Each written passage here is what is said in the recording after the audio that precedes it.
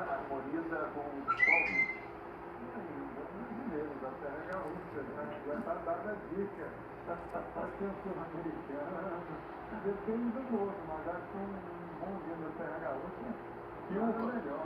Olá aí pessoal, boa noite. Vamos aí começando mais uma transmissão aí ao vivo no Periscope.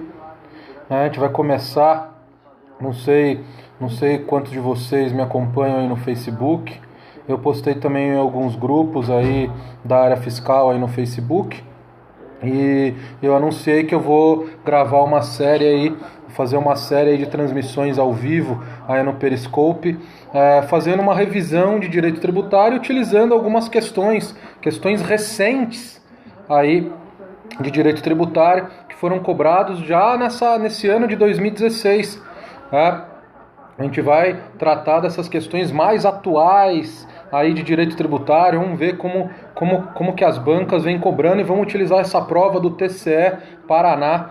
Eu não vou resolver questões inteiras dentro de uma mesma transmissão. Eu vou pegar assertivas, alternativas que estavam nessa prova de direito tributário e vou discutir isoladamente e fazer uma revisão sobre o assunto. Beleza? Normalmente minhas transmissões demoram aí de 15 a 20 minutos, no máximo meia hora, ok? No máximo meia hora, normalmente em torno de 15, 20 minutos, ok? Por isso que eu extraio algumas alternativas aí da questão, não vou resolver uma questão inteira, eu peguei agora, para usar nessa transmissão, peguei duas alternativas e transformei numa assertiva, para a gente discutir, beleza? Pessoal, vamos compartilhar aí com os seguidores aí a transmissão, vamos divulgar aí o canal no Periscope, e vamos tascar o dedo aí na telinha, vamos fazer esses coraçõezinhos subir, vamos ajudar aí esse professor aqui, beleza, pessoal? Vamos lá. Então, normalmente eu vou... grande Silvio, valeu Silvio, grande abraço, excelente transmissão aí que você fez estreando nesse mundo aí do Periscope, vai divulgar seu trabalho ainda mais, esse trabalho espetacular aí na área de contabilidade. Abração, grande Silvio, galera aí que não curte, né, que não segue o Silvio Sandi, mestre aí de contabilidade, segue ele, né? Quem puder escrever aí o endereço do Silvio aí no Periscope, @prof. Silvio Sandi, né? É só vocês irem lá e seguir aí o grande mestre de contabilidade. Colhem nele que ele fala a prova inteira, hein? Ele fala a prova inteira, questão por questão, isso por experiência aí na área de contabilidade. Vamos lá? Então, quem falou aí o tema de hoje, a gente vai tratar sobre taxas. Teve duas alternativas aí na prova de tributário do TCE Paraná, tratando sobre taxas, uma mais batida e a outra eu quero tratar com vocês, porque muitos alunos me mandaram e-mail confundindo essa questão, o modo como o CESP tentou induzir o candidato ao erro, ok? Então, eu vou colocar aqui na tela do computador para vocês darem uma olhada no texto dessas alternativas, aí a gente discute e faz uma breve revisão sobre o tema que trata aí as alternativas. Beleza, pessoal? Então, vou mandar aqui para a tela. Vamos lá. Olha aí, duas assertivas, né? A banca foi CESP, mas ela fez aí a prova no formato de alternativa, não no seu formato tradicional. Eu só extraí essas alternativas, essas assertivas aí das questões, e vamos focar nessa primeira. Essa primeira é a mais interessante. Olha aí, conforme o STF, a validade da taxa instituída com fundamento na criação de órgão de poder de polícia independe do efetivo exercício desse órgão. Aí muitos alunos confundiram. Olha aqui. Pessoal, o que a gente tem aqui? Uma taxa de polícia. A taxa de polícia é uma espécie, é um tipo aí da espécie taxa. Rafa, não tá certo. É aí que muitos candidatos confundiram e eu vou explicar para vocês, né? Não tá certo. Beleza? A banca não considerou essa assertiva como errada. Vamos lá. Taxa de polícia é um tipo da espécie taxa. A gente tem lá a espécie tributária taxa. E tem dois tipos de taxas. A taxa de serviço público e a taxa de polícia. E a taxa de polícia tem como hipótese de incidência o exercício de uma atividade estatal específica, que é o exercício regular do poder de polícia. O problema aqui, pessoal, é o que é o exercício regular do poder de polícia. A administração pública, o poder público, precisa realizar uma fiscalização efetiva para poder cobrar uma taxa do particular. O que eu considero, qual é o entendimento do STF em relação ao que é exercício regular do poder de polícia? Aí qual que é o entendimento do STF? O entendimento do STF é que para o poder público, para um determinado ente poder exercer de forma regular o poder de polícia, primeiro precisa ter um órgão competente para exercer essa atividade. E outra, não basta um órgão competente com mera existência formal. Ele precisa ter um quadro de servidores que exerça de forma efetiva essa atividade que esse órgão é competente. Por exemplo, conceder alvarás, exercer de forma efetiva a fiscalização. Mas qual é o entendimento do STF em relação a eu poder cobrar uma taxa de uma empresa, por exemplo? Há necessidade de eu realizar uma fiscalização efetiva? Esse que é o problema aqui.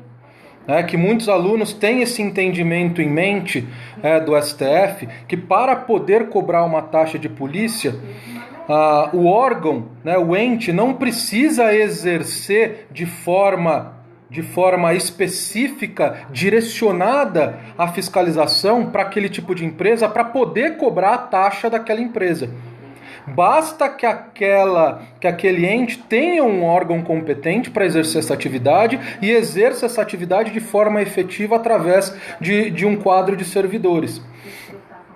Então, o STF não considera relevante o exercício de uma fiscalização in loco, um exercício de uma fiscalização presencial, direcionado especificamente para aquela empresa. Porque hoje o modelo de fiscalização é um modelo que não é mais presencial, um modelo que adota muito a fiscalização eletrônica, um cruzamento de informações. Então, para eu poder cobrar uma taxa de polícia especificamente para uma empresa, não necessariamente eu preciso realizar uma fiscalização in loco, presencial para aquela empresa.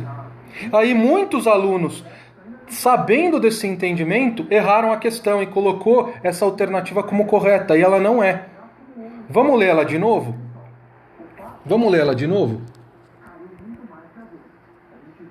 Olha aí, olha a maldade da CESP. Conforme o STF, a validade da taxa, instituída com fundamento na criação de órgão, independe do efetivo exercício desse órgão. Não independe não, depende. Aqui ele não está falando de um efetivo exercício, de uma efetiva fiscalização direcionada a uma empresa. Aqui ele está falando que para cobrar uma determinada taxa, depende sim daquele órgão estar em efetivo funcionamento. Não necessariamente fiscalizando de forma específica aquela empresa que vai ser cobrado a taxa. Mas para o STF é muito importante a existência desse órgão, mas que esse órgão esteja em efetivo exercício, não seja um órgão de mera existência formal, não.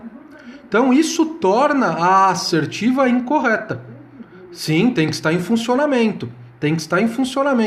O entendimento do STF, que muitos não se preocupam em estudar essa parte do entendimento, é isso que o CESP colocou na assertiva.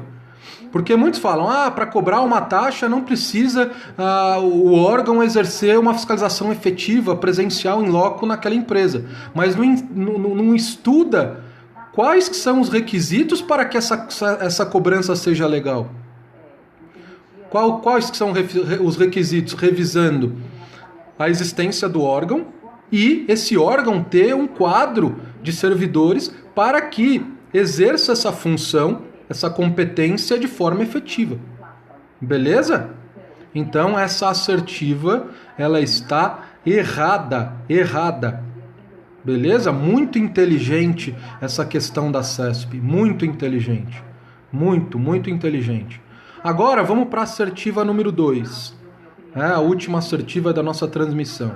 De acordo com o entendimento do STF, é vedada a cobrança de taxa de coleta, remoção e tratamento ou destino de lixo ou resíduos provenientes de imóveis calculados sobre a metragem do imóvel, por ofensa ao princípio que veda a instituição de taxa com base de cálculo própria de imposto. Vamos lá. Essa daí é uma questão batida, mas é um entendimento muito importante, principalmente por ter uma súmula vinculante. A gente tem aqui duas súmulas vinculantes.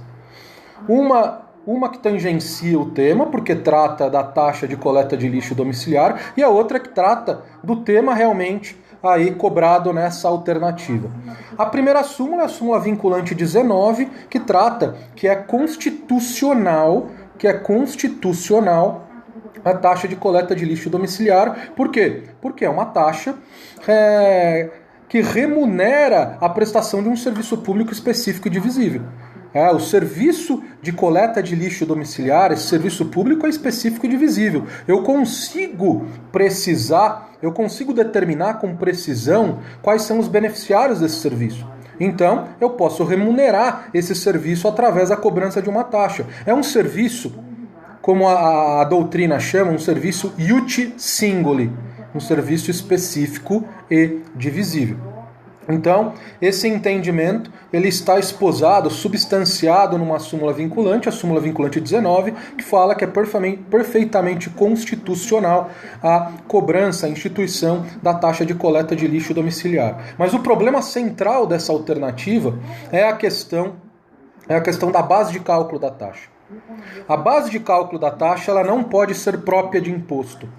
Porém, o STF tem um entendimento firmado na súmula vinculante 29, é que apesar de a taxa não poder adotar a base de cálculo própria de imposto, o poder público ele pode utilizar algum dos elementos utilizados para quantificar a base de cálculo de um imposto para aferir, para parametrizar a cobrança de uma taxa.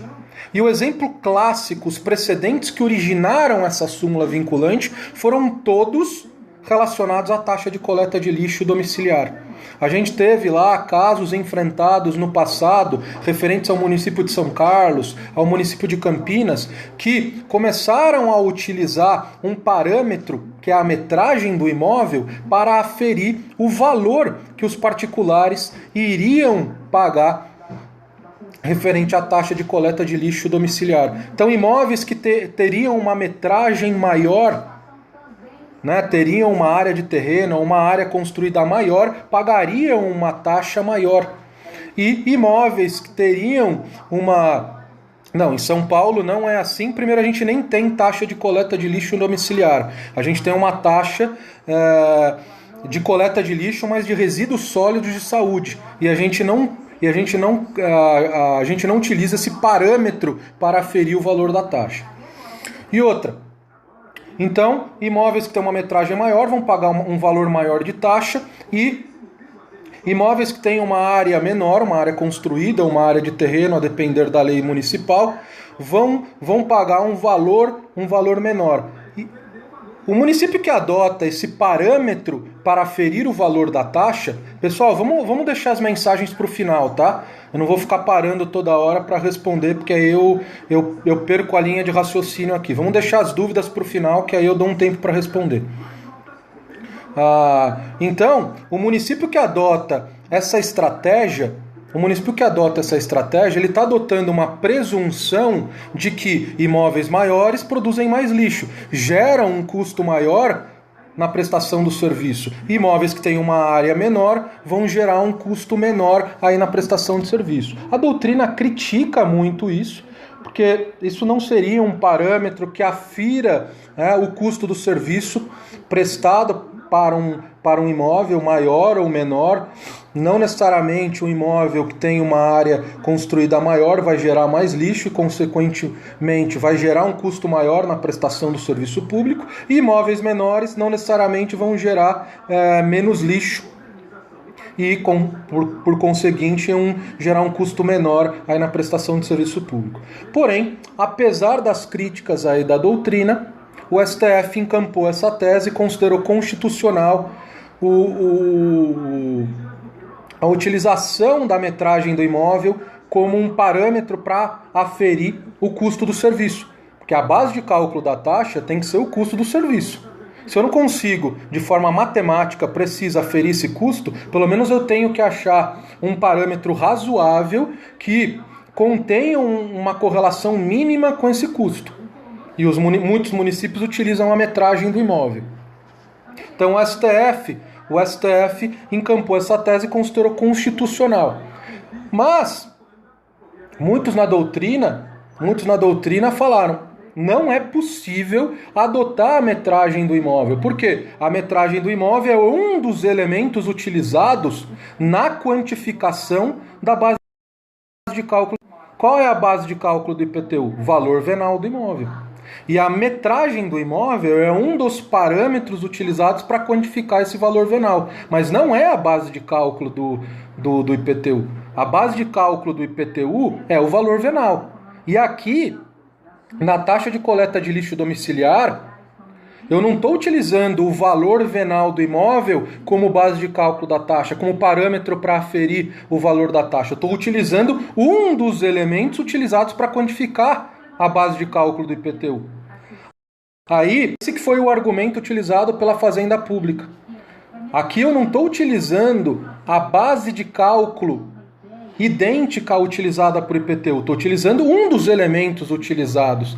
E a Constituição é muito bem clara. A taxa é utilizar a base de cálculo própria de imposto. Então, a proibição constitucional é em relação à identidade integral com a base de cálculo. E quando eu adoto a metragem do imóvel para aferir o valor da taxa, eu não estou utilizando de forma idêntica a base de cálculo do IPTU. Então essa que foi a linha argumentativa utilizada pela Fazenda e aceita pelo STF. E hoje, esse entendimento está firmado na súmula vinculante 29. E era exatamente isso que vocês tinham que saber para resolver essa assertiva, né? Para julgar essa assertiva. Então, vamos olhar aqui ela de novo?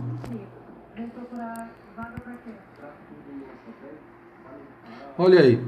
De acordo com o entendimento do STF, é vedado a cobrança de taxa de coleta e remoção, tratamento, destinação de lixo ou resíduos provenientes de imóveis calculados sobre a metragem. É vedado? Não, não é vedado. A gente tem aí a súmula vinculante 29 que autoriza os municípios a cobrarem a taxa utilizando essa sistemática, utilizando aí a metragem do imóvel como parâmetro para aferir o valor da taxa.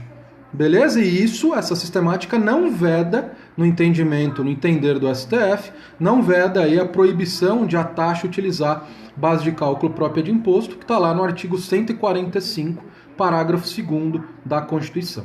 Beleza, pessoal? Então,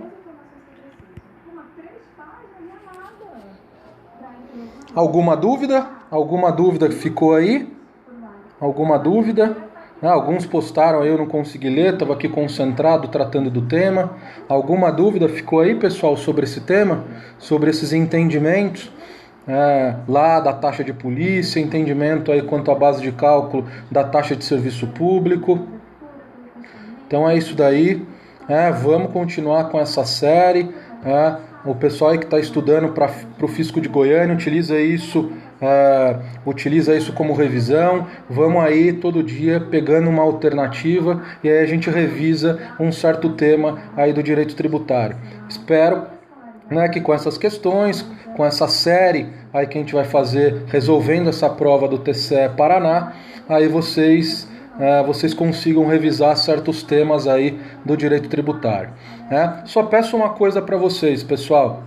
Compartilhem, né? Se você está gostando aí do canal no Periscope, divulgue para os seus amigos. Taxa pode ser como fato gerador um dos elementos do imposto também. Como assim um dos elementos? Um dos elementos da base de cálculo, né? O Rafa, eu ministro aula em 2 sites. Eu ministro no site do Silvio, que vocês acabaram de assistir a transmissão dele, grande mestre de contabilidade, né? www.silviosante.com.br. Lá eu tenho um curso de teoria de direito tributário, né? Eu gravei na metade do ano passado, terminei de gravar. E um outro site que eu ministro aula é no www.setoread.com.br. Se alguém puder escrever aí o endereço desses 2 sites para o pessoal aí anotar, é www.silviosande.com.br, www.setoread.com.br. Aí no site Setor EAD não tenho curso de teoria ainda, né? Eu tenho curso de exercícios da Banca FGV, outro da ESAF, outro da FCC, e eu tenho os cursos lá de legislação tributária municipal, um curso de impostos municipais aplicáveis a todos os municípios. Tenho curso aí para quem vai fazer o Fisco de Goiânia, um curso de exercícios com questões inéditas e de concursos anteriores, totalmente focado aí nesse concurso, na legislação, né, Setor EAD. Setor EAD, tudo junto, www, exatamente. Valeu aí, Rafa. Então é isso daí, pessoal. Então é isso daí. Espero que vocês estejam gostando aí das transmissões, tenham gostado dessa, tenha sido esclarecedora, que tenha ajudado aí a você revisar esses temas, ok? Então, é isso daí, pessoal. Boa noite a todos, bons estudos e até a próxima transmissão. Tchau, tchau.